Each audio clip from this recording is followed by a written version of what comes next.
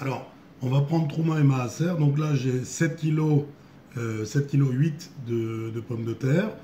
Donc sur 7 kg 8 de fruits, donc on va prélever un centième et un peu plus d'un centième, d'accord? Donc avant de faire la bracha, donc on va d'abord désigner quelle partie on va prendre, ok? Au nord et au sud des fruits.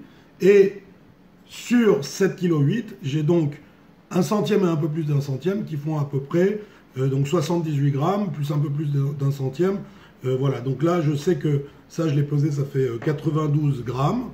Je l'ai pesé, ça fait 92 grammes. Et donc ça permet de savoir que c'est le 1 centième et le un peu plus d'un centième. Donc avant de faire mes brachot, je sais ce que je vais prendre.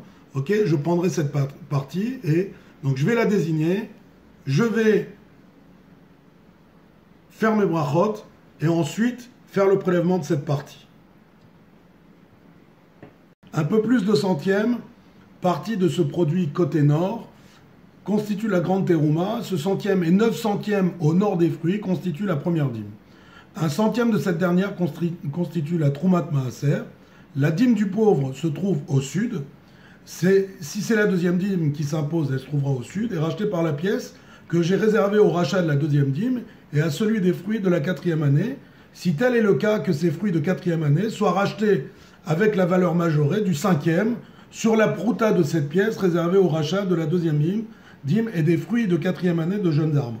Donc cette bracha, vous la retrouvez, ce texte, vous le retrouvez dans n'importe quel Patar Eliyahu, dans n'importe quel Sefer, donc où il y a en fait Trouma et Maaser, pour faire Trouma et Maaser.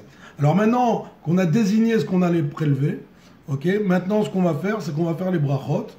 Donc on va dire Baruch ata Adonai Eloheinu melech haolam asher kideshanu b'mitzvotav v'tzivanu le'afrish terumat uma asrot. Baruch ata Adonai Eloheinu melech haolam asher kideshanu b'mitzvotav v'tzivanu al pidyon maaser sheni.